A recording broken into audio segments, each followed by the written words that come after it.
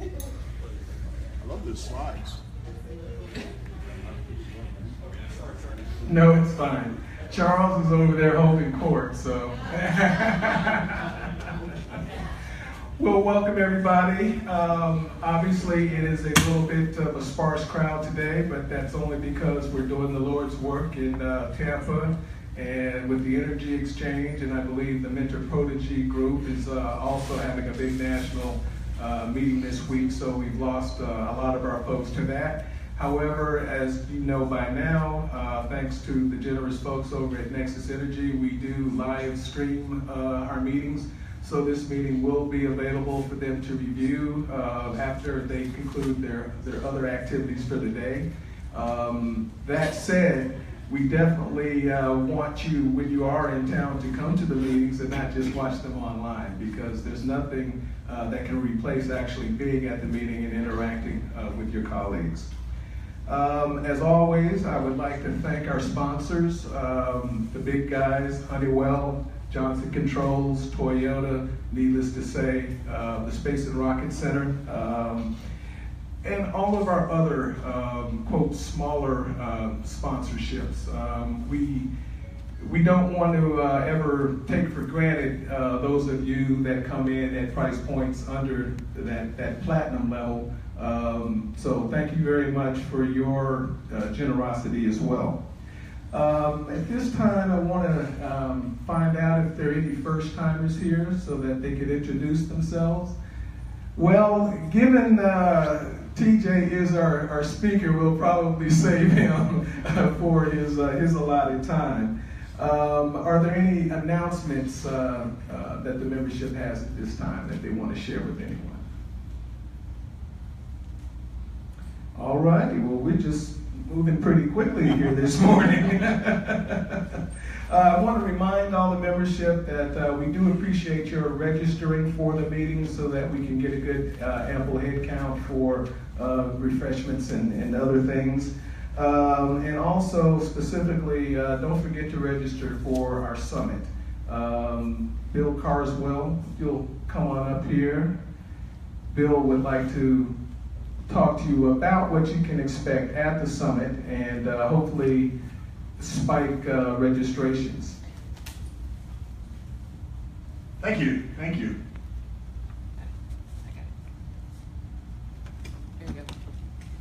There we go.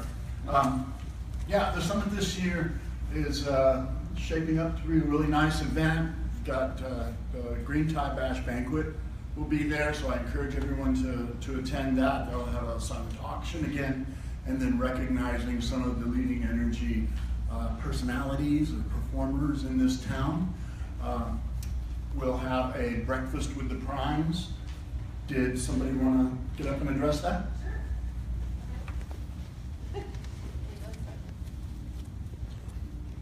Okay, I'll just tell you briefly, walk this way. I feel like I'm a game show host. Hey, how you doing? Come on up. No. Breakfast with the Primes is in line with a series of events that the Catalyst and TechRich have been doing for quite some time. We are calling these series Doing Business With, and so we've been doing these events with, for instance, AMCOM. We did Doing Business with the State of Alabama, which was very much well received. And so this just goes along in our series. Thankfully, it fits well with the Energy Summit. So we've met with Portia and others at the core to start planning this. We hope to have a great speaker. We don't have a name yet. And then we'll have some opportunities for prime contractors that are with the core to talk to small businesses there about the opportunities they have. So that's going to be on Tuesday morning, I think around 9. And we'll have a nice breakfast there, and we'll have our speakers, and then we'll have networking tables. So just for your reference, we do this with lots of different agencies. We have another one coming up on August 22nd with the Missile Defense Agency. So if you have interest there, you might want to come to that. Before that, we have a matchmaking session that will be led by Kevin Hoey at our offices at 515 Sparkman.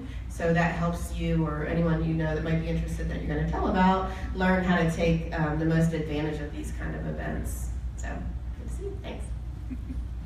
Thank you. That'll be a separate registration from the rest of the event, as well as the Nexus Green Tie Bash. Can you click? Yeah, thank you. The Green Tie Bash, 5:30 to 9, will be Tuesday night after the day of activities ends, and they'll clean out, set up a few hundred seats, or not tables, about 300 or 400 seats for the banquet. And it's going to be really nice. Last year I went to, I can't remember where it was last year. Madison? Yeah.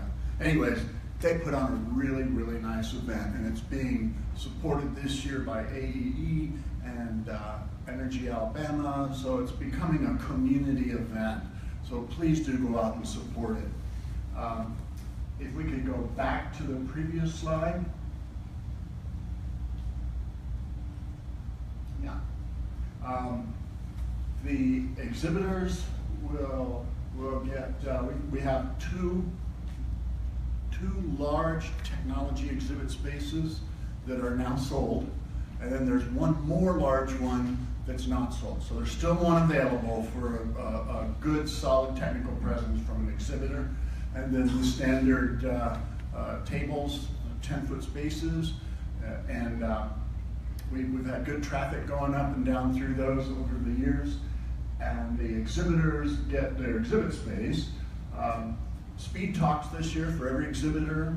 We're not having speaker papers accepted. It's all, the speakers and panelists are all invited, and then the exhibitors get a chance to get up and tell the audience who they are and why they're here and why you should come see them on Monday. And then Tuesday, the emphasis is on getting people to the exhibits. So we want to drive a lot of traffic to raise the value of those exhibitor spaces for you.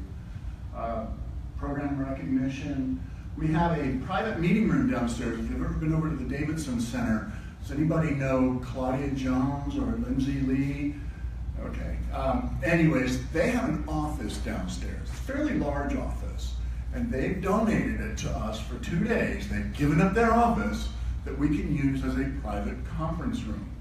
Exhibitors will get a half-hour block in that room to come in there and bring customers, to bring potential clients, to do private one-on-one conversations, or even just presentations to a group. It has to be small. There's only about 10 people going to fit in there. But we added that to the services for exhibitors this year, and we think that's actually going to be very popular because everyone always asks for it. And when people ask for something, that tends to be what they want, right? We did it. And then, of course, the VIP reception and discounted tickets to the Green Tie Bash and breakfast with the prize. It's going to be a great event. The Army Corps is bringing in most of the major players in energy in the U.S. government, from the Department of Energy to all the branches of the DOD, acquisitions and GSA. They're going to bring in all those people to paint a picture of what this business world is going to look like for them. And then on the first day, on Monday, and then on Tuesday, we'll bring in the big hitters in industry to tell you how you can. The theme is investing in energy efficiency upgrades is good for business. It has an ROI, and then we'll have a panel of some of the local talent, and then bring some people in from all over the country. It's going to be a fantastic event. So let's get the word out. It's more valuable to you if other people are there. So it's in your best interest to spread the word on this. So let's all work on that. Go ahead. Hey, I got a question. It says August 20th. So when is? Oh, that's today. No, that's not even today, is it? October 16th through 18th, Monday through Wednesday. Okay. Isn't that part of the who, what, when, where, why? I would think it. That's on me. Jake Newkirk told me to ask. Who, what, or why? I'll make sure that's in there next time. Look to him. That's about it. For any other questions about this event, this is going to be fantastic. 2 months out, plenty of time to plan. Get your friends, business partners, and everyone there, and make this the third in a series of great annual, I would say, significant meetings around the country. This is becoming. don't miss it. Thank you very much. And again, please be sure to register for that. At this time, I would like to introduce our first inaugural Spotlight speaker. That person is Dr. Harry Hobbs, who is the site director for the new Florida Institute of Technology here in Huntsville. I apologize for butchering the name of your school. I'm just so used to calling it FIT and being done with it. But please, come on up, Harry. Given the competing meetings and the hit it's had on our membership, I'm going to take an executive decision here and say, take more than 5 minutes. And he will. And I believe we are going to have the pointer, the clicker for you, Andy. And thank you, John. I appreciate it. And while we move into that, hey, thank you all for being very, very patient with me, for allowing me to come up and talk about the many, many projects that I've been so fortunate and blessed to be a part of, whether it was HEAM, whether it was HESP, whether it was Kathy, whether it was GOOP, and now at least I lost an acronym, it's FIT now, Florida Institute of Technology. This is a great community, and I have a wonderful opportunity to work in the field of education now. And I was kind of teasing a little bit with Keith. I promise I haven't been fired anywhere. It's just been a wonderful community that has allowed me to move around, to connect the dots, and I've come full circle from my time as a high school teacher to the spokesman for the police department, spokesman for Huntsville Utilities, and the things I did with the local campaigns for crime or helping the community with energy upgrades. It's all fed back to my position now. And so we know here in this community how important education is. We probably per capita, than maybe 2 or 3 other areas, have more PhDs in this area right here.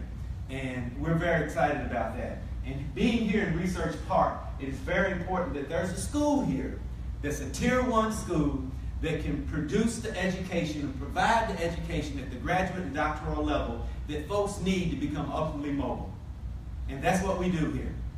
This school, Florida Institute of Technology, based out of Melbourne, has been here since 1976. We have 40 plus generals or graduates here. Almost 10 astronauts are graduates from FIT. And so this school was built and instituted for technology, STEM disciplines. And so it couldn't be better positioned than where it is right here. And oh, by the way, we are the school that has a memorandum of understanding with the Arsenal. So very, very excited about this opportunity. Okay, and all this means is we're a great school. What's a Tier 1 school? A Tier 1 school is a school that has their graduates, by statistics, get the jobs that have more pay than the average school, a non-Tier 1 school. They get more research money, they're more accredited, more credentialed, and then they win all these other type of awards here as well. And as you can see, do I got a pointer on this too? Yes, 60,000 corporate executives, 46 military generals, 5 astronauts, and really I think it's grown a little bit. So this is an easy school to sell. It's convenient. And here's the other thing I always tell young folks all the time. Don't quit your day job. You can go to school at night. Okay? We have classes. We go Monday through Thursday in the evenings. And our doctoral executive program is 1 weekend a month. And we fly in world-class instructors and professors to come do that doctoral program. And we have great adjunct professors to teach all of our 20 graduate level programs. We have 21 programs altogether. And again, we're right down the street. We take the logistics out of it, and we make it very user-friendly for the students that need this level of education. And of course, we have all the regional accreditation, state licenses, yearly renewed. And the wonderful thing that we get to do for our credit hour is we will charge in-state. We don't charge the out-of-state. And there's also a new program that we're trying to build, and it is a mobile program where we'll go to your organization and really cut the logistics out, and it's a Master's of Public Administration. I'll talk about that briefly as well. Okay. And that's our mission right there.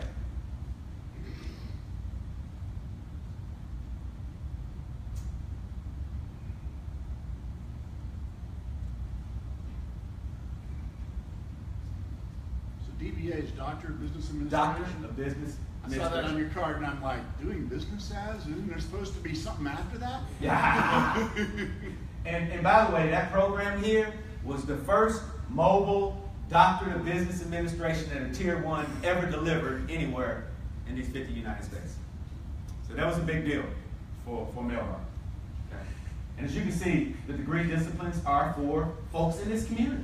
And that's what we designed it for. A lot of project management, acquisition and contract, and we get the local expert space systems management that are here. I'm always looking for qualified, credentialed, adjunct professors that want to be a part of this dream factory that we have down the street here.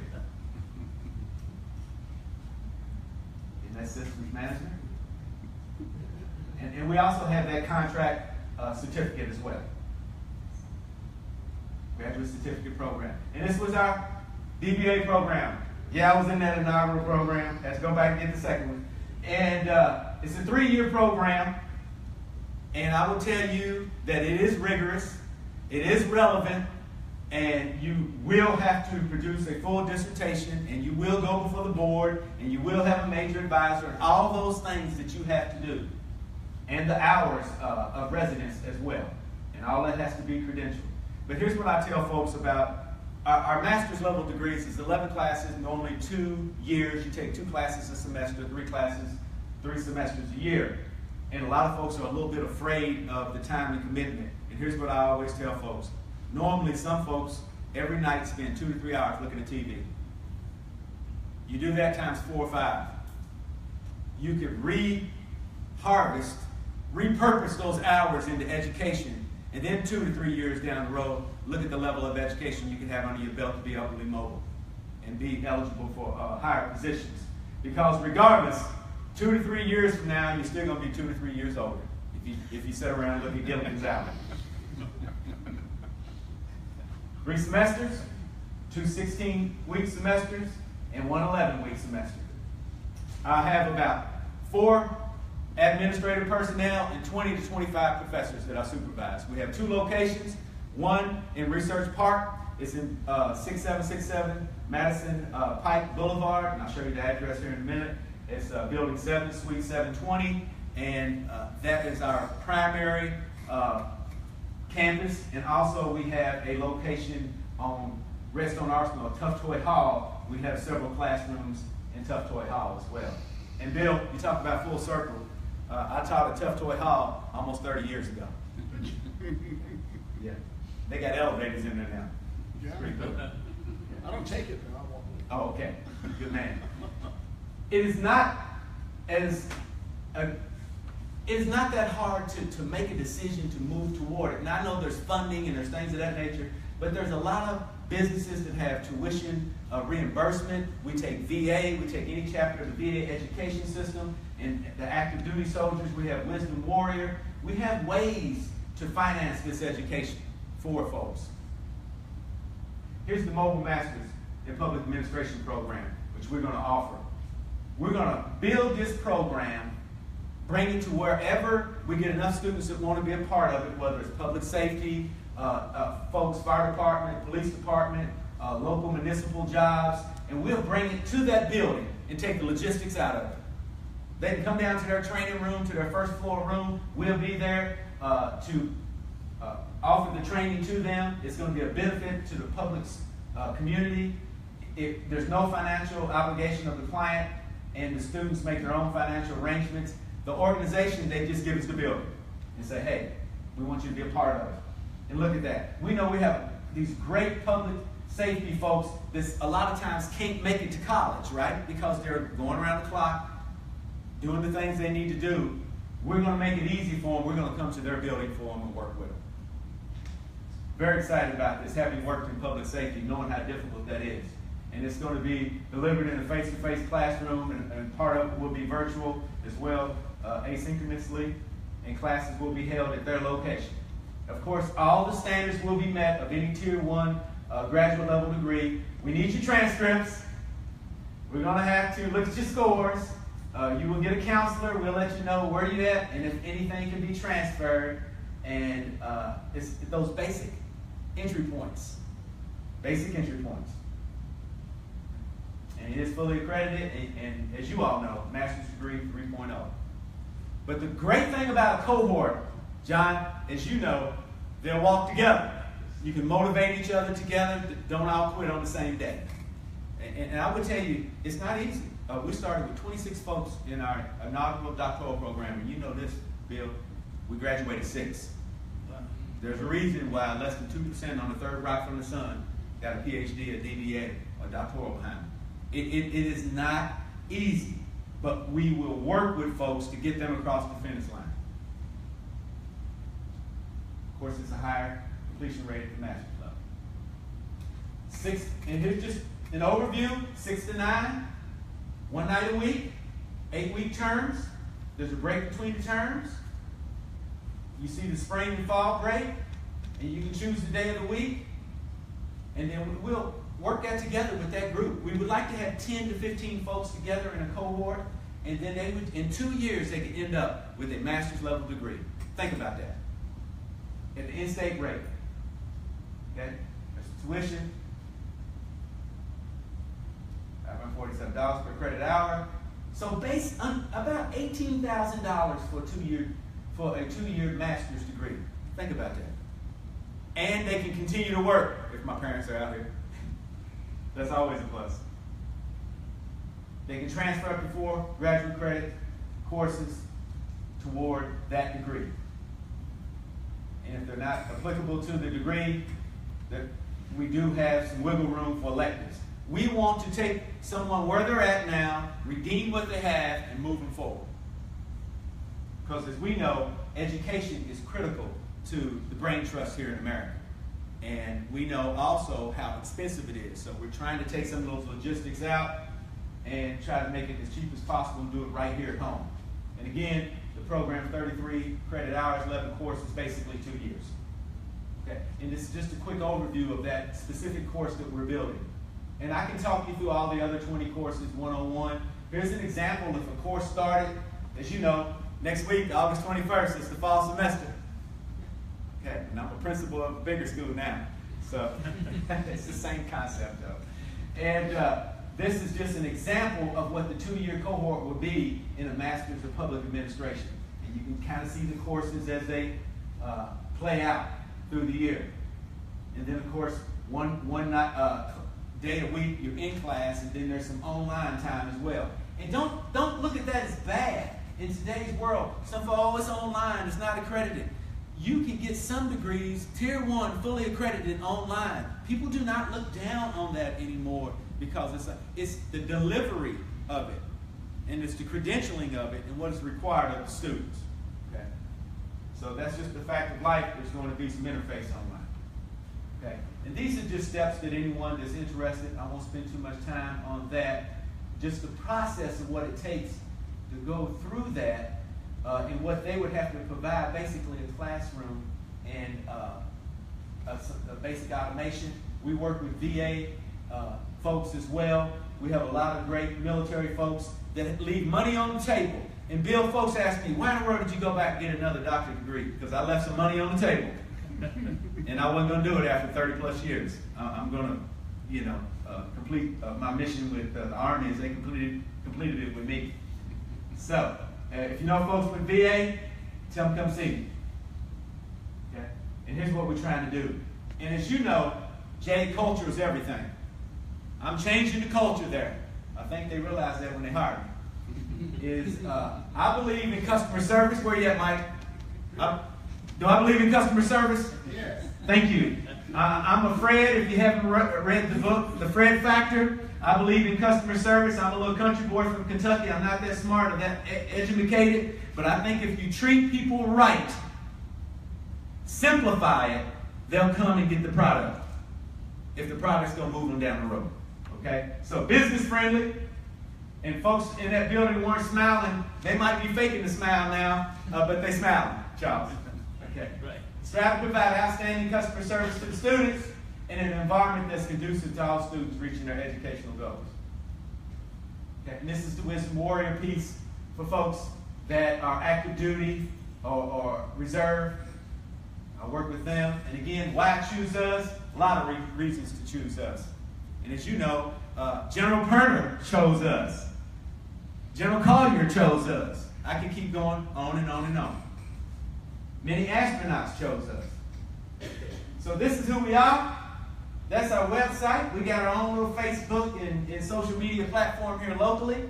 These are the folks, I'll show you some of the folks that work for me as well in a second, but I'll let you kind of process that.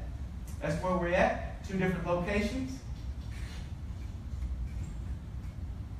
That's our website, Facebook, Twitter account. And thank you so much for giving me an opportunity. Again, that's that telephone number, 256-971-9353. And there it is right there. FIT.edu. Huntsville. Thank you, sir. Thank you so much. I have to say, I was sitting there thinking about this. I have butchered your introductions for years now in so many public venues in Huntsville. I met him by butchering his introduction at a leadership event. And you think by now I would learn, but I guess that's just going to be our thing. That's our thing, sir. I'll take it. Thank y'all, team. John, man. Yes. Since we're all friends here and it's a non-competitive environment, I just want to throw a plug out for Harry and FIT. I work for one of his competitors, and I won't even name the name since it's Harry's day. But we compete all the time for the same students. And there's always that element of, oh darn, when we lose one to FIT. But I just want to say, when I lose a student to FIT, I might feel bad for myself, but I know the students are going someplace they're going to get a good education. So I just thought I'd throw that out there for Harry's group. Thank you. Thank you, Bill. And thank you, John. Appreciate it. Very, very welcome. It's come to my attention that Amanda has joined us and actually has an announcement or two. Excellent. Stay down here. Thank Yes, you, ma'am, John. that's I'm fine. Amanda Berkey with the Madison County Commission and NADA, the North Alabama International Trade Association. And I wanted to make you all aware of some programs we have coming up. If you're exploring international markets or expanding in overseas, then next week, Thursday and Friday, August 24th and 25th, we'll have our International Trade Leadership Series, which is a good overview, 2-day overview of international marketing, export finance, international legal issues, and logistics and transportation. So good overview of everything you need to know to sell overseas.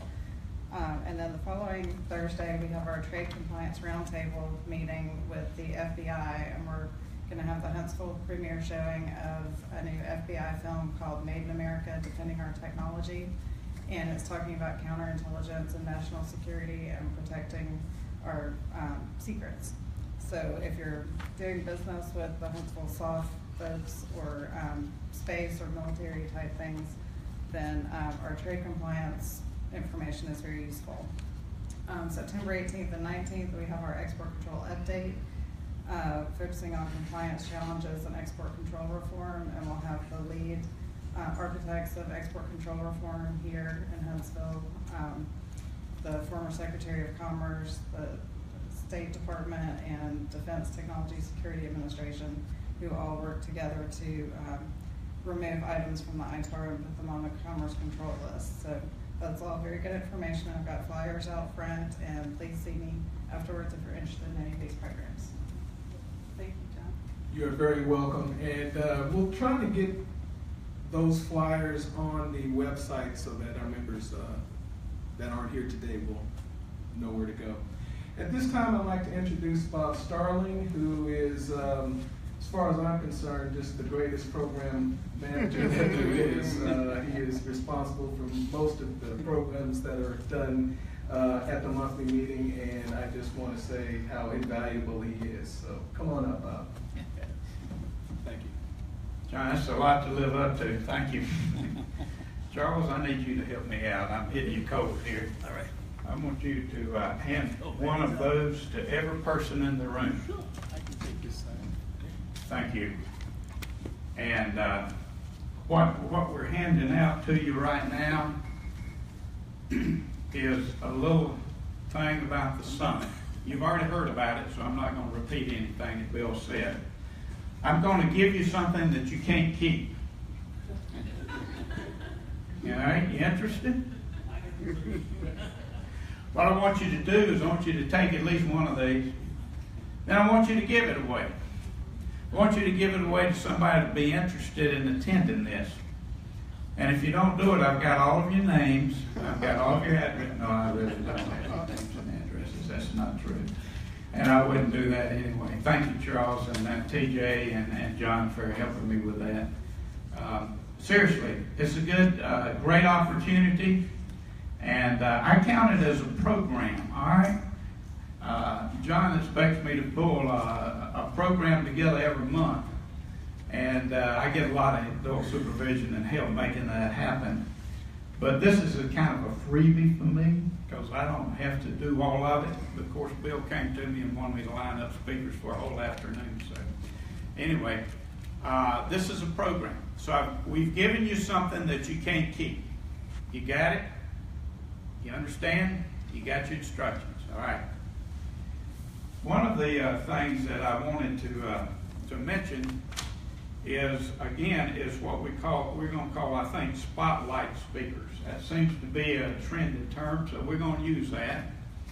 My friend Harry Hobbs, who always speaks and leaves, you ever get worried about a fellow that comes in or a lady that comes in and speaks and then leaves? Harry's like that. He'll do that to you. Harry's a good man and a good friend. I've known him for many years and total respect Harry. But whoever's the next spotlight speaker's got a lot to live up to, don't they, John? Yes, sir. They really do. Spotlight speakers concept is come and talk about a topic, a subject, for about 5 minutes. Today we had a little more flexibility in our schedule, and it was really a good thing we did. I can't imagine Harry getting through that, even Harry getting through that in 5 minutes. But he did a good job, and we appreciate that. But basically it's a little 5-minute, here's who we are, here's what's going on. And if you'd like to do that, contact me or see me or any one of the administrative folks here that we have. We'll be glad to work with you. But do let us know if you're interested in doing that, okay? Next topic, very briefly, is I mentioned last meeting that our speakers' agenda for the rest of this year is completely full. That said, we're open for speakers in 2018. So if you're interested in speaking in 2018, please contact me and let me know. Next month, our speaker will be Chip Marion. I don't know why I stumbled on that name. It's an easy name. But Chip is the Senior Civilian and Program Director for the Huntsville Engineering and Support Center. He's going to talk about the overview of Huntsville Center's programs and acquisition opportunities. They do about $3 billion worth of work a year. I used to work over there when the dinosaurs were on the earth. And it's a busy place. Got about 800 folks employed over there, including my daughter-in-law, who does a super job with the program she works on, by the way. But it'll be very good presentation. So tell your friends and neighbors about that. The Energy Summit, of course, is in October. In November, we're going to be talking about small modular reactors. These you can put in your pocket. No, actually, you can't. They're a little bit bigger than that. But they're not nearly the size of the ones that you fly over when you come in to land in Huntsville. If you come in from Washington, D.C., that area up there on the river, or down at Browns Ferry, they're big. They're a lot smaller, and there's a lot of functional use. Our final topic in December will be presented by Snyder Electric, and it's prefabricated data centers.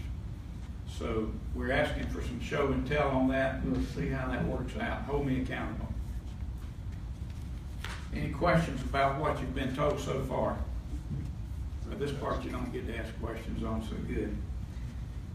Today's speaker is a new friend of mine that Jay and I met and had lunch with a couple months ago, I guess, TJ.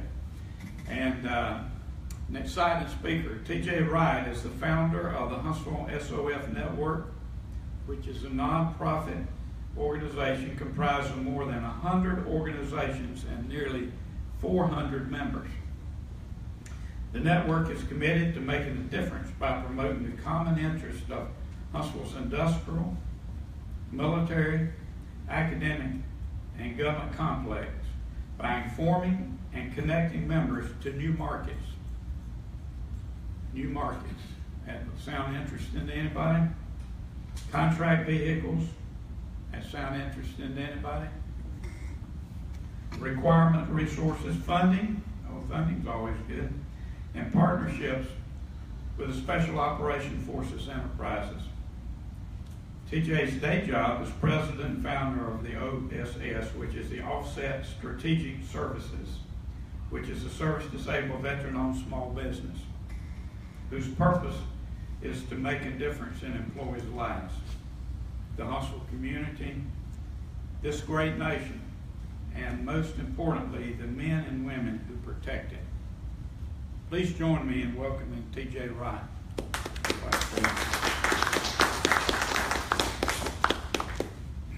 Thank you. Well, appreciate it. I'm going to go ahead and turn this off, if that's okay. Do you all mind just kind of moving forward, have everybody just, we have an intimate group, just come on down and kind of get close. That way I'm not using this, we can have a conversation.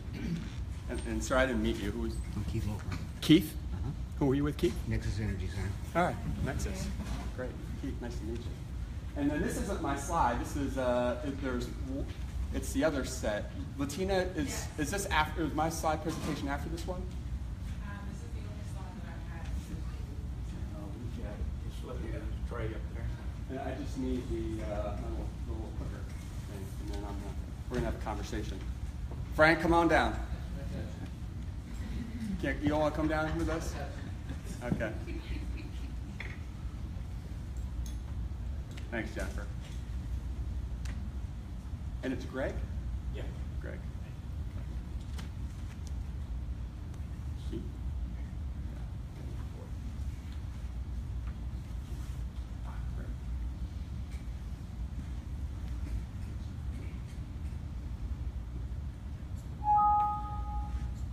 Okay, I might have to ask him to come. Hey, so I'm going to go ahead and get, while we're finding the slides here, I'm TJ Wright. I'm the president and founder of the Huntsville Soft Network. It's my nighttime job. It's my before breakfast job. It's my lunch job. And then my day job is, that's it mentioned. But this is one of my passions. It's a nonprofit organization, the Huntsville Soft Network, 501c6. I don't get any compensation. What I get out of it is what I want you to get out of it today, and that is to get informed and connected to another enterprise. So we talk about Huntsville and its incredible capability. Now, a little bit about me. I served in the military 22 years. A lot of that time was in special operations. I was a Green Beret, commander, executive officer. I went back through the acquisition as an acquisition professional, and then I went back to that same community in which I operated, or they supported me. I supported them as an acquisition professional. So I did that for U.S. SOCOM and special mission units within U.S. SOCOM. Got a call in from Mr. Pike, if anybody knows him from Missiles in Space. And when I was in the, say, Horn of Africa, hey, you've been selected to be a PM for a major defense acquisition program. So that was a surprise. I came back to the States and went through all the schooling that they have for that level, and came back and commanded, or was a PM for that program. And what I got exposed to was the Huntsville Huntsville. And Huntsville has, you know how many OEMs out of 23 out of 26 are in the aerospace industry are here, all the PhDs and what have you. But it goes beyond that. There's the academic side of Huntsville that's incredible. It's the second and third generations of that von Braun, incredible capability. You've got the military complex that's here through the DIA, Missiles in Space, PEO Aviation, and the list goes on. There's interagencies that are here. FBI, as you know, is coming here on a large scale. They've got the TDAC here, the Terrorist Explosive Device Analysis Center. And the list goes on. And then there's folks in this town that are working with special offices, that are like within DARPA and DITRA and SCO. But you have this incredible capability. And you have nonprofits that are here as well. So Energy Huntsville, Cyber Huntsville, Geo Huntsville, the Mayor's Initiatives, they're pushing it right now. They're pushing the envelope. Everybody's trying to chase greatness, and it's great to see. But what you don't do well, and so I'm going to give you a little bit of scolding, you don't brag about yourselves. This town doesn't brag about yourselves. You have this incredible capability. I didn't know about you in the special operations side. I came to this town and found out about you. And some of you may be working, anybody work with the special operations enterprise in any capacity here? Nope, okay. So you're in this great sector, energy. No, that's why you're here today, to talk about energy. And there are incredible requirements of folks that operate in the dark of night. That's the United States Special Operations Command. And the United States Special Operations Command is composed of Army Soft, Green Berets, Rangers, Task Force 160, Special Operations Aviation Regiment. It's composed of Air Force Special Operations Command, Pararescue, Combat Controllers, and there's others. Naval Special Warfare, my SEAL brothers, who I like to poke. There's JSOC, Joint Special Operations Command, Special Mission Units, folks that call and do missions on behalf of the President of the United States. And I'm probably missing MARSOC, there's the Force Recon and others. So, and let's see, I think I had just about most of them. But that's the United States Special Operations Command. And then there's the intelligence community, 16 organizations, 8 of them are DOD. But you have the CIA and DIA and the intelligence agencies, NRO, geospatial agencies, all those folks, interagency, Customs and Border Patrol, and then you have special offices, DARPA, DITRA, SCO. Strategic, DARPA is a Defense Advanced Research Project Agency, DITRA, Defense Threat Reduction Agency, and SCO, Strategic Capability Office. They do about $860, $870 million RDT&E a year, and used to be a classified office, is no longer. And then I think under the National Defense Authorization Act of 2017, they're all together in one capacity. But you have this great capability in this town, and I've been around a little bit, and I've seen technology, I've seen what's out in the Silicon Valley, I've seen what's in the Research Triangle, I've seen what's up in Boston in Natick, and what's here in this town is really special. And what we're doing on the special operations side is really special. And that's not just USOCOM, it's across that whole enterprise. But this town and that enterprise isn't connected the way it should be. There's silos, companies, organizations that are doing work, and that's what the Huntsville Soft Network we're trying to do, is connect these two enterprises and expose you, inform you, and connect you to that other enterprise, the contract opportunities, the resources, the grants and things, and how to get involved. So I'm going to talk a little bit about that today. I talked a little bit about energy, and so we'll get to that. So I think we've got that. Great. So here's what I want to do today too. I want you all to talk. If you have questions, I am here until I've got to pick up the kids at 5 p.m. I'm not kidding you. You want to stay here until 5 p.m., I'll stay here until 5 p.m. So all your questions, you want to sit down, you want to talk, I'm not kidding you. I'm here for y'all. So whatever you need from me, I'm here for it. Okay. So I talked a little bit about this, connecting the two enterprises. And I'll talk a little bit about our methods, and then we'll talk about some power, energy management, and energy storage and some other stuff. Okay, so the method that we communicate, we've almost got 400 members and about 100 organizations. The method that we communicate is through our website, is one. We do it through forums on our website. We have social media. There's a lot of people like to communicate in different ways. We have working groups. So we have the USOCOM working group. We have the intelligence, National Intelligence Program working group. And that's led by Sarah Duro, a 30-year veteran of the CIA. And we're trying to get to the interagency because of all the work. We're trying to develop that side. But we have these tight working groups. They meet and they talk about, hey, did you hear about what's going on? There's a contract, and FedBiz Ops, they just dropped this. There's a collaboration exercise that's down at SOCOM. They'll talk about that. They'll put a team together. So these working groups get together. That's what we do in the Huntsville Soft Network. We also have committees. So we just kicked off about a month ago our first. It's called Talk Soft. Think TED, but it's focused off of the soft enterprise. So we've had two presentations so far.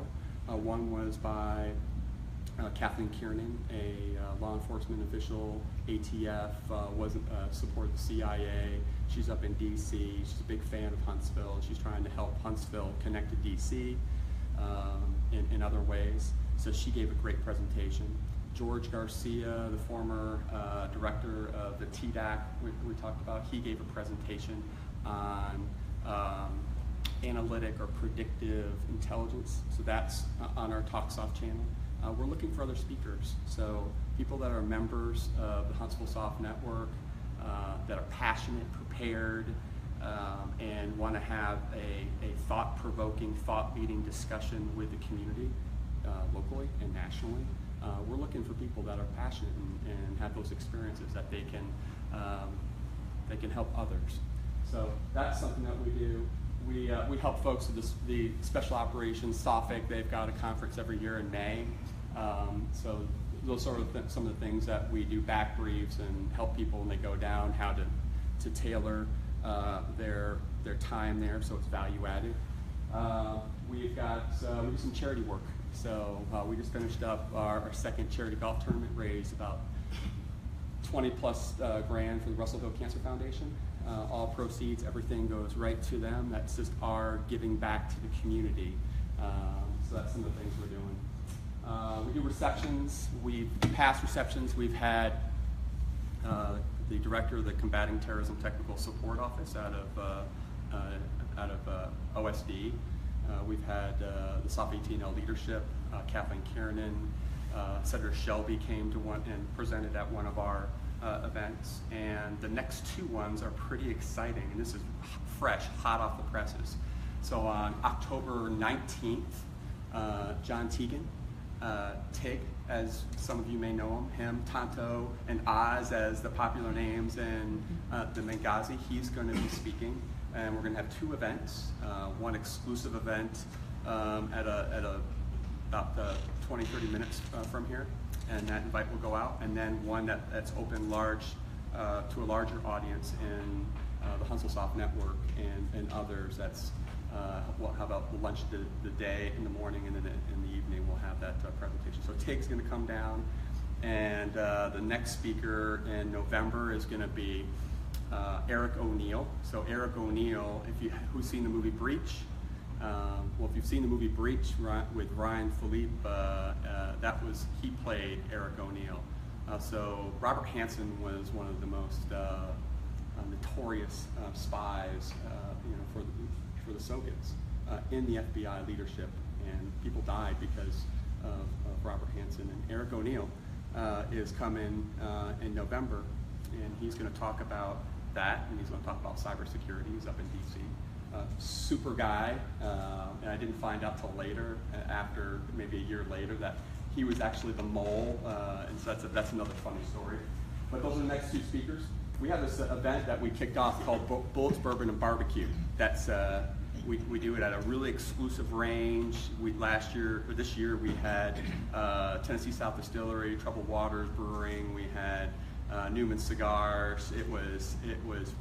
So we did shooting first, and then we did all the other stuff. But that Sig Sauer was there. Walther, the company with PPK, that company was there. Trigger Time TV. It was so much fun.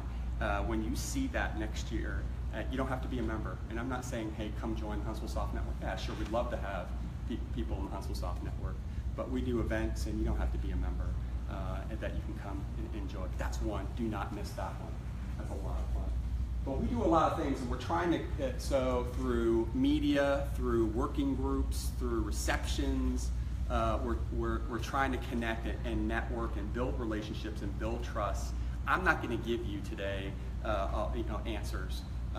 And the way special operators we like to work really is sit down and break bread and talk, and then sit down and break bread again, and sit down and talk, and then build trust and relationships, and working together to solve hard problems. And that's how it happens. It just doesn't happen with one idea quick like that. It takes building teams and partnering. So I want to inform and start introducing you to ways that you can connect and partner with others in the community to solve hard problems.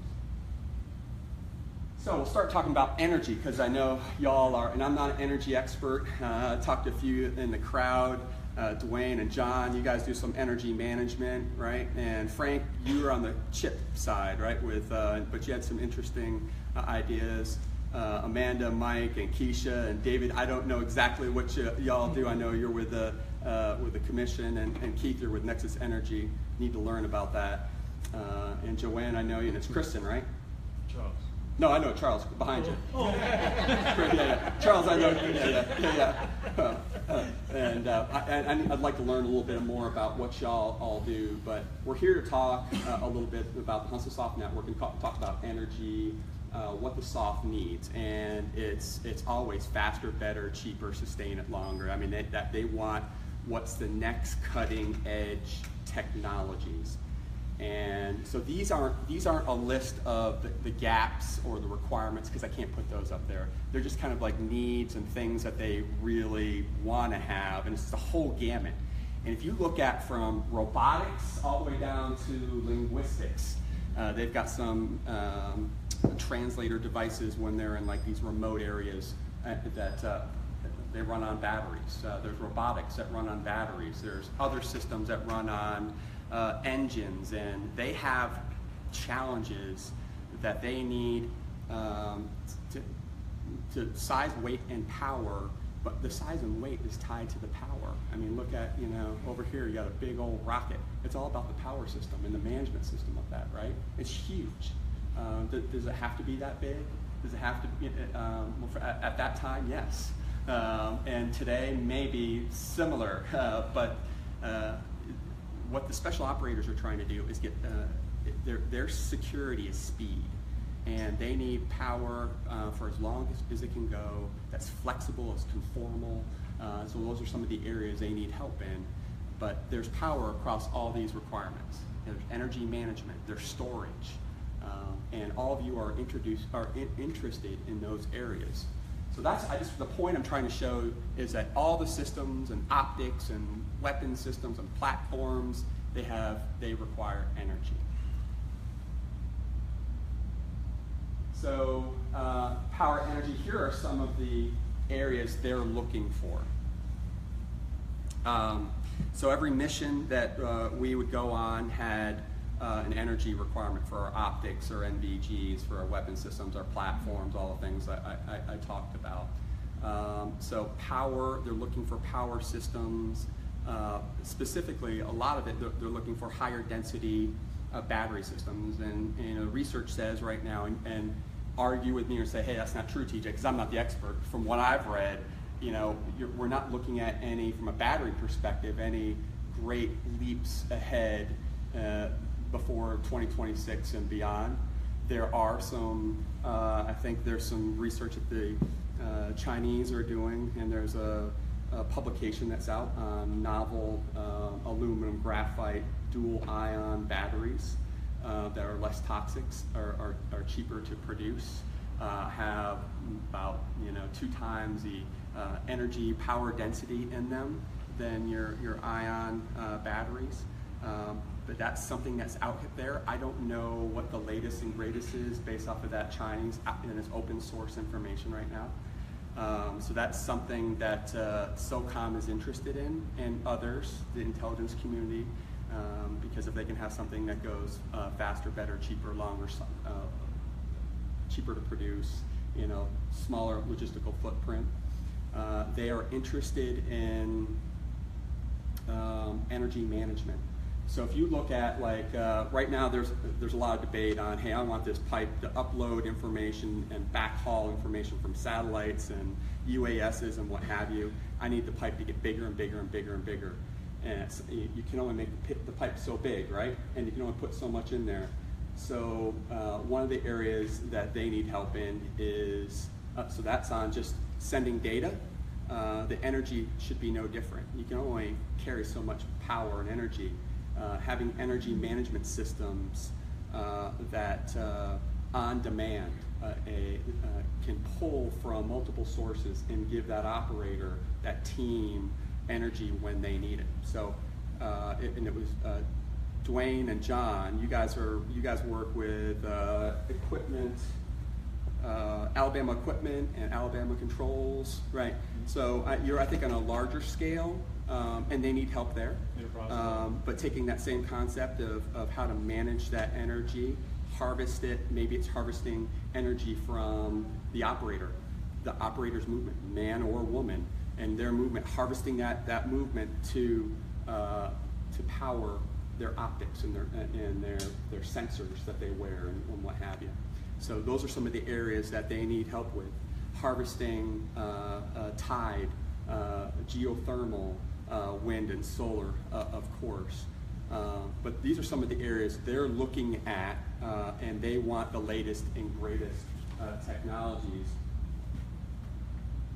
And so so how do you get all these latest and greatest technologies, these batteries, these management systems, and what have you? If you all have ideas, how do you get connected to the folks that have the requirements, the folks that have the funding, the folks that have the contracting? And so we're going to talk about that, and that's really, I think, is what the key is. I'm not going to learn about everything you do in energy management and storage and what have you. But what I can start putting your focus on is how to connect to, one is in the Huntsville, we have Huntsville Soft Network. You don't have to join us. There's other ways you can get smart on the soft enterprise by going to the conferences that they have, by attending test and evaluation events, by talking to companies that are working with the soft enterprise. But ultimately, you're going to want some sort of vehicle to do that work. So that work, this is the area that I like. I like this SBIRs, that's the Small Business Innovative Research, and then the Small Business Technology Transfers, STTRs, and other transactional authorities and BAAs. So is everybody familiar with SBIRs, STTDRs? They are. Falls under SBA, about 0.3%. For agencies that have $100 million or more, goes to small businesses doing research. It's extramural type stuff. It's a great way for you to start looking at, as small businesses, opportunities where you can leverage government investment, not dilute your capital investment, and to advance and to develop your technologies, right? And there's the phase 1, phase 2, phase 3, won't go into all that, but that's a great opportunity. So SBIRs, you're not going to see SOCOM have an SBIR, but there are other agencies that do have SBIRs, like Department of Energy. SOCOM uses uses the Department of Energy's SBIR. Okay, so that's an area for y'all. Department of Energy's, all their work that they have for BAAs, SBIRs, SCTRs, all that stuff. That's a good area to look, and here's why. There, it's dictated by law what percentage has to be spent on SBIRs. It doesn't come out of the program funds from SOCOM or the combatant commanders. So those are the 9 combatant commands, the Pacific and what have you, that's broken up by regions, okay? So it doesn't come out of their budget. It comes out of a federal budget, DOE, Department of Energies, and other departments. So that's a really good avenue. Start looking at DOE for y'all. Look at Department of Energies, SBIRs, BAAs, and what have you. Other transactional authorities. Yes, sir. Does the DOE SBR, is that two cycles a year, or is it one? It depends. It depends on. I'm not really sure on how many they have. There's probably, I have a list of probably about 80. Yeah. 80 different SBIRs, other transactional authorities. Each agency is a little bit different. So you're saying there's 2? You think there? No, I was just asking. I don't ask if there's one cycle DOE does too. I know certain agencies, they have it for the whole year and it closes on a certain date. So I think it depends. So if you just go to start looking in SBIR, DOE, or you go to their website, Yeah. it'll lay out everything on there. Does anybody else do SBIRs and DOE? So I've worked with the DOE, familiar, but don't know what the cycles are. So Greg, just check that out on the website and they'll tell you. The other transactional authorities falls under the National Defense Authorization Act. So they used to have this thing under the NDA from 1994, which is Section 845. You could do a bunch of stuff for prototype development. It just got changed in 2016, and now you can do more with these other transactional authorities. What are they? They're authorities that kind of first started, I think, around DARPA. Gives them the power, the ability to be faster acquisition, or faster acquisition, development, and now has turned into a more streamlined development and transitioning into a little bit of production. It doesn't. So under these, it meets the competitive requirements statutorily through their process, but doesn't fall under the FAR. So it doesn't, which is huge for anybody doing acquisition. The bureaucracy and the lethargic, nature of the FAR. This it kind of meets the the intent of the FAR. There's the competition that meets all that stuff, but it's a rapid acquisition process. Doesn't fall under the FAR. Small businesses, they're very usually, for all the different agencies that have them, it's very kind to small businesses, non-defense or non-traditional defense contractors. So that is someplace I would be looking if you're a small business. Other transactional authorities. There's no FAR. There's no cost accounting. They're typically 3-year development vehicles. So you have to deliver something depending upon the requirement. So if you write a proposal and through this process you do a white paper, they like it, then an agency will work with you to set up your statement of work and do a prototype development project in 3 years or less. And so I've worked with my last company that I left, good company, Core Technologies, and we went from 0 to dozens, and we went from 0 work in the OTA world up to probably about $40 million a year in other transactional work. So that's pretty significant, and that changed my last company. So that's an area I like. Other transactional authorities, there's a lot more on it. For government customers, you can tailor, once you have an accepted statement of work, you can fund and disperse money almost immediately. And so a lot of government agencies love that. And it's a lot easier for them, it's a lot easier for small businesses to communicate and develop and collaborate developing prototypes. One of my favorites is Defense Ordnance Technology Consortium. About 85% of OTA work comes through that consortium. It's not just ordnance, it's everything around it. That's just a legacy name in there. But check that out, DOTC, Defense Ordnance Technology Consortium, has different domains. Energy is absolutely in there. And you can work with customers, DoD customers, that have a need. So you know somebody out there that has a energy requirement, storage, generation, management, from small to large for a directed energy weapon, whatever. You know somebody that wants to get to you. You can talk to that government organization for the next cycle and say, hey, let's put, I think you should develop a requirement statement, and it's called a ROTI. It's escaping me what it stands for. Requirements, Ordnance Technology Initiative, or something like that. But you can work with that agency, develop a one paragraph, here's what they're looking for. The government agency puts it into the next batch, so that would be for 2019. And then other folks can put in a white paper, they can put in their quad chart and what have you. You put yours in, and that organization, once they've got that ROTI, that little scope of work, if you will, that little requirement in there, you've written a white paper, they like it, they accept it.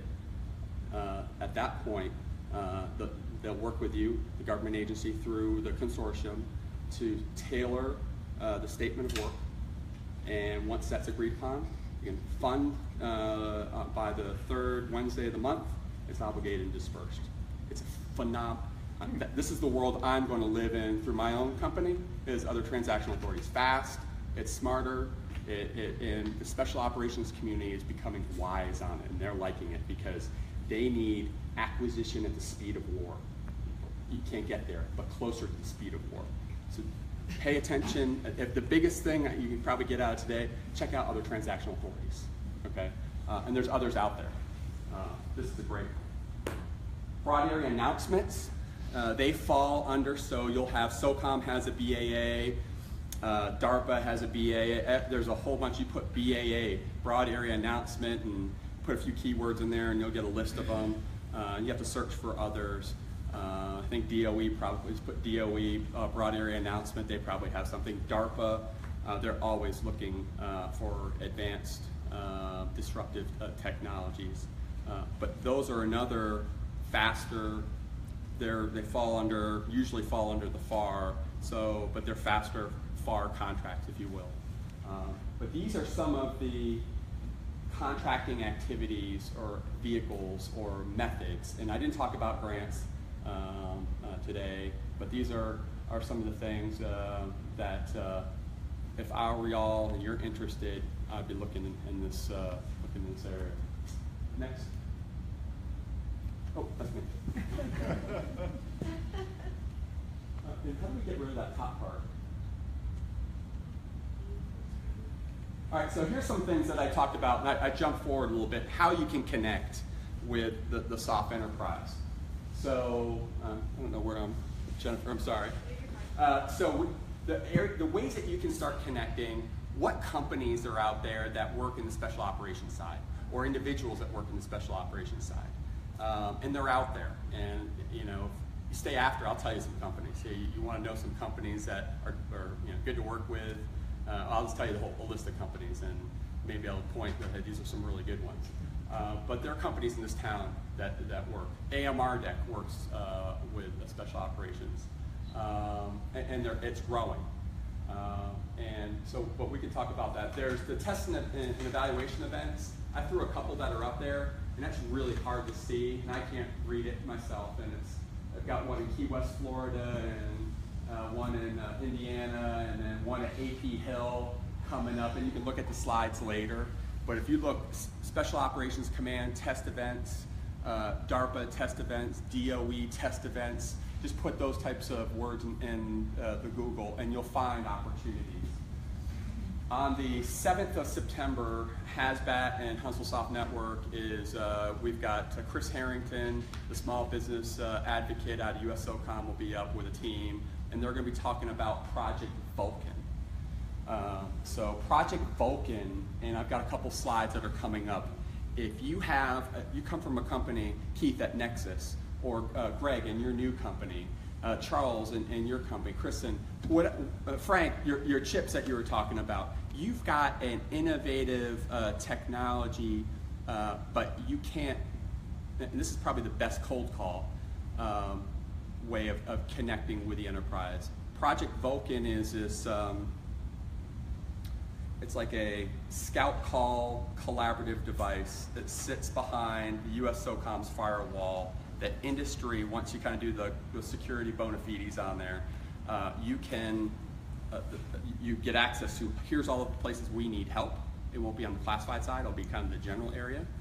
And then you, as industry, nonprofit, researcher, academic, whatever, can upload, hey, here's what we're working on. And the folks that are looking at it are the soft enterprise I talked about, not just USOCOM. And I've heard estimates on how many people have access to it. Government folks, there's government contractors out there too, so they're not, they have supposed to abide by the rules, but be careful on what you put into the Project Vulcan. But I think it's on 7th September, HASBAT, Huntsville Soft Network at the Jackson Center. They'll be up, they'll be talking about it. I'll show you a couple slides on here. But that's a great way that you go into Project Vulcan and you've got a concept. You guys may have something that your company's looking at and you've kind of storyboarded it, and the energy or Alabama equipment and controls, an idea, a concept, you can put that in there and you can put, hey, we've tested this and here's a test information on it. You may or may not want to put that in there. You can put a video in there. You can put pictures in there. And they ask you a whole bunch of questions through this Project Vulcan. It's a collaborative. But the cool thing is you'll get to see some of the requirements of the soft enterprise. You'll be able to upload a scout card into that collaboration and you'll get poked. And that's an official word that kind of comes out of Vulcan. So we've, in our company, my last company came from at Cord. We established, we got into the Project Vulcan. We've helped others get in to Project Vulcan, and they're off and running. CFI is one member. Dan McClure and his team are they're working because they ping through that system. And we have others. Our company alone, they're poking us. Hey, can you do this? Can you do this? Send us more information. But you get this collaborative environment. Project Vulcan. It's on the slide. You can find it. We'll have on the 7th September. Tell your folks to come to it. It's a great collaboration. If you don't know anybody or don't know anything about special operations, it's better if you do know somebody in your company, in a sister company, in your organization, Energy Huntsville. Call me. Because one of the things that you're going to want to put in the scout cards that you upload is discriminators. How does this technology enhance what's already out there? A lot of times you'll be lucky and it's like, hey, we got this thing, it's small, blah, blah, blah, and they go, wow, we don't have anything like that. A lot of times that soft enterprise needs to know your technology, how is that going to enhance my mission? What is it, what's the discriminator? And well, the size, weight, and power is 25% less than what's out there right now. We can get it down to 20 degrees Fahrenheit less. It operates for this much longer than anything commercially out there. And so it's good to understand that and then understand how to take your technology and apply it to a future concept. So more is better. So sometimes you'll be lucky with just putting, hey, we got this thing, is anybody interested? But a lot, you'll get more hits by being, hey, we have this, it does this, and you could apply it to your doctrine by doing this, then that really gets their attention. So this is really a phenomenal tool for y'all to use. Conferences, there's conferences throughout the year, so if you put USOCOM, conference, summit, and every organization has some sort of conference, from DARPA to I think the agency even, and others have their own conferences through InQtel or whatever. But There's a lot of conferences. That's a great way to learn about what the pain points are, the needs are. Huntsville Soft Network, I talked about that already. We have the forums, all the other stuff I told you about. So we're a resource for y'all. Soft acquisition professionals and operators. There's a lot of them in the Huntsville Soft Network, and there's others that aren't, that are out there. So if you know somebody that's a 19th or 20th Group Special Operations, Special Forces, or a SEAL, or a pararescue, and if you can find folks that have both that acquisition or the operation side and operator side, find those people and talk to them. And I put some links on there about some of where you can get some of the information. So if you can get the classified. I threw up there, if you can get classified, you work for a company that has a facility clearance, you can get JSOC. So you can request the Joint Special Operation Command, their gap, their requirements, where they need help. And there's some pretty cool stuff in there and what they need help with. And the same with USASOC and the other organizations.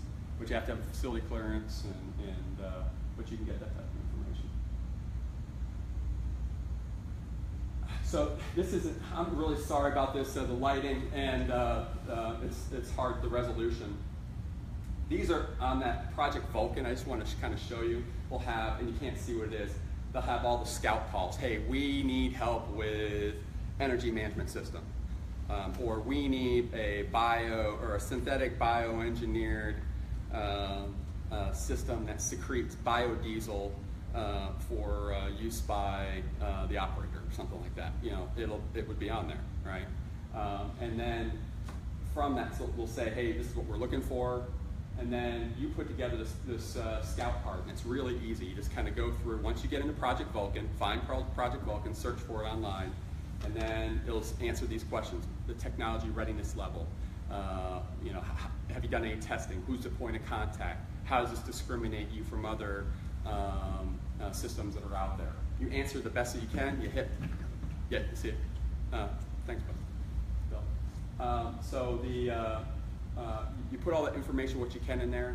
As you get data, you can continue to upload. You can continually upload videos and pictures as you go. The really cool thing about your scout card is you tag it. So you put your meta tags on there.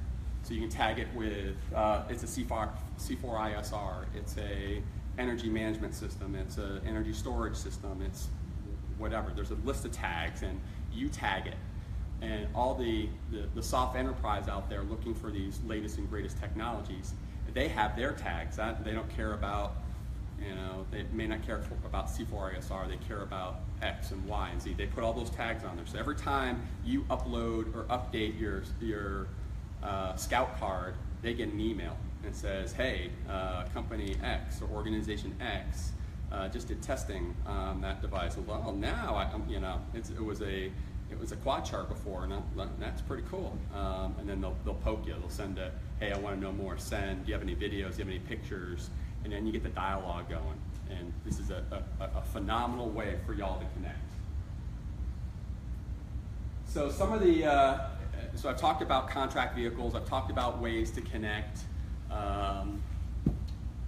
What's going to be important for you is talking to, and they're out there. They're in this community. Special operators, people that have worked on the support side of special operations, or just warfighters in general sometimes, will be able to give you, help you understand, if you don't have that background, understand what the requirements are, what's the pain point, what's the real need that they need help with. And so some of the things that you'll get out of that is the gap. What's the capability gap, and how can that, from that requirement, what your technology, how can that be applied to what they have to enhance their capability? Relationships, you can't surge relationships and trust. You got to build it. So you got to start somewhere. Start now, and you can do that by hitting these teeny events. Get out there. The cheap ways of doing it is doing it in Huntsville Soft Network. There's other organizations, the Geo Huntsville, he's a member, and he's the director, George Garcia. He comes out of the FBI, and so he's a wealth of information. And there's folks in other organizations. Cyber Huntsville, the current president of Cyber Huntsville, Tom Stott, is he's a Green Beret, from back in the 80s and 90s, and he's got some great stories. But there are folks throughout town, and if you can't find anybody, give me a ring, and I'll try and connect you to the right company, the organization that has that person. That's going to help you. Sometimes you're going to need help, a champion. Somebody's like, hey, these gals, these guys are cool. They're trustworthy. They perform. They do what they say. But you're going to have to work that. But don't let that scare you away from that. Okay. So if you don't, get into Project Vulcan and just start establishing a relationship with somebody that has a need or has a requirement, and you have that capability. Streamline acquisitions, that's where I like to live, through other transactional authorities for the most part. There are the organizations in the agency and the agencies in special operations, they have their own directive. It follows the statutory requirements. Their regulatory is just a little bit different, and it's streamlined. So USSOCOM has Directive 71-4, and then they have a classified appendix where they go even faster, and I was involved with that process for some customers. Jay. Okay, so I'm pretty much next slide. But let me highlight streamline acquisitions. Working with this community, the special operations, enterprise, USSOCOM, intelligence community, interagency, those special offices, the schedules are going to be tighter. Funding is typically is much more stable. Their funding is stable, if not rising, because they're always in the black and night doing stuff, right? Schedule contracts are easier to use. They have their own contracting. They're starting to use other transactional authorities, but getting involved with soft enterprise is a good way if you want to make a difference. You want to move faster. And you want to take your technologies and if you want to develop them without diluting your capital and helping somebody, helping our nation, And then, so the last thing I'll tell you about it is, this is why I like it. You can take commercial technologies, and you're all tied to all the commercial technologies that are out there, the latest and greatest. You can take those systems, infuse that through their streamlined acquisition processes, other transactional authorities, into the government side for special operators, moving fast and developing it quickly, and helping our warfighter accomplish their mission, a special operator. And then you've developed that technology, you flip it right back over in the commercial sector. It's developed now, and you'd be amazed on some of the ideas that I've seen in the commercial side that were totally different intended purpose, for used for a large party or hockey games, whatever, would go right over here and then flip right back over to the commercial side. So it's that's something to think about. Don't just think DoD, think commercial, and going back and forth. And they can support the working commercial side, support that side, and that side, get a mature technology that the consumer will say, wow, that's awesome. SOCOM's using that. Well, I'd love to use it for, it's mutually supportive. It can be. This is my contact information. My nighttime job is with the Huntsville Soft Network, and my daytime job is as president of the OSS. I am here until 5. What are your questions? We can do that here and stay after, whatever you want. I think given the time frame, yes. Oh, my pleasure. I think given the time frame, those that have questions certainly are welcome to stay and discuss those with you. We also tend to meet up, some of us, over at Landry's for lunch, an early lunch, so that will be available as well. Today? Yes. Yeah, I'm there. But thank you. I mean, I'm sitting here listening to this, and I got so caught into what you were saying and that the business opportunities for our members that I kind of let time get away. So I thank Jay for mentioning that, because I could have sat there and just stared at you and listened at those opportunities for much longer.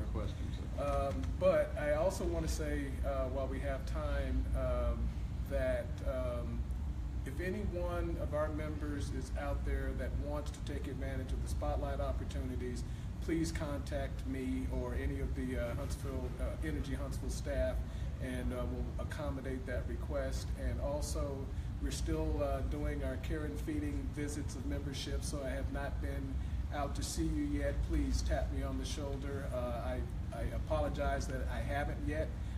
If I haven't contacted you, please contact me so that we can sit down and find out where the rubber meets the road in terms of your value of membership in Energy Huntsville.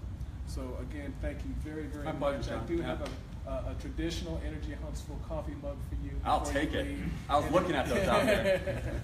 Awesome. Far move. Thank you. Yeah. Thanks, Bob. And Jay, again, thank you. Any questions, please just stay here and chat at your leisure. Thank you very, very much. Hey, you bet.